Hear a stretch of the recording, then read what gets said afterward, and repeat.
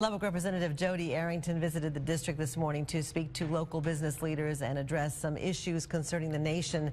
KCBD News Channel 11's Sydney Lowther tells us why he believes current policies are negatively impacting rural communities like ours.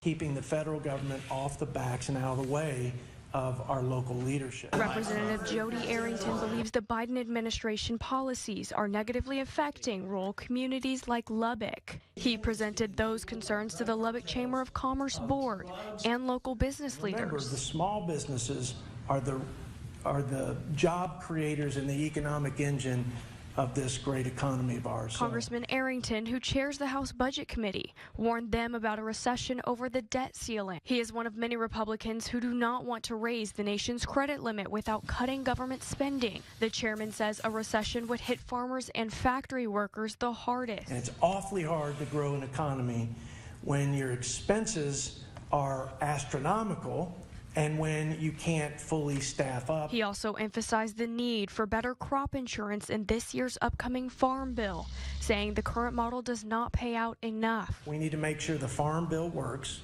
that it's responsible, that it's meaningful, and that it contributes to the stability of rural America and the ag economy. The final address was the national issue of border security. But what is happening at our border and the lack of security is not just unacceptable, it's the biggest public safety and security risk that we face. He says loose border policies from the federal level puts more pressure on the state. Protecting and securing our sovereign border is a federal purview of responsibility. Arrington said, in his opinion, the current administration is not doing enough as a whole to protect our rural communities. Sydney Lowther, KCBD News Channel 11.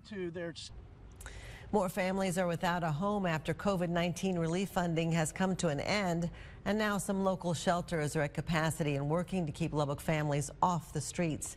KCBD News Channel 11's Natalie Falkenberry joins us in the studio now to focus on some obstacles the Salvation Army is now facing. Natalie? Well, Karen, thousands were financially impacted by COVID-19, masked for a while by stimulus checks and mortgage assistance. Now the funds are slowly diminishing, leaving families in our own backyard without homes. I would say in the past 7 years, this is the most we've seen as far as the family shelter being full. So full that the Salvation Army is at capacity, with families and children who are struggling to get back on their feet. All of our apartments and family rooms are occupied. When we put them in common areas, they're waiting for a room. HIT says her caseworkers are dealing with families who have relied on government assistance for generations. We do not want them to rely on any other income than what they've worked and what they provide for their own home. For some families, that means walking them through the basics of living within their means. They don't know how to do a budget. That's why they're in the predicament that they are.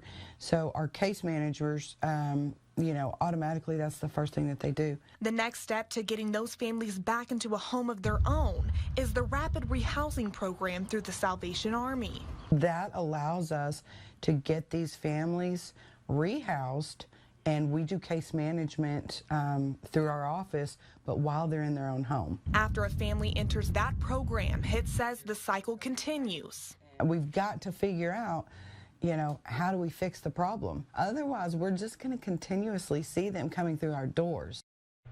HIT says she is concerned that the funds for the rapid rehousing program may be cut in the future. Those funds come from the city. She also says the Salvation Army will not turn away any families that have children. Karen?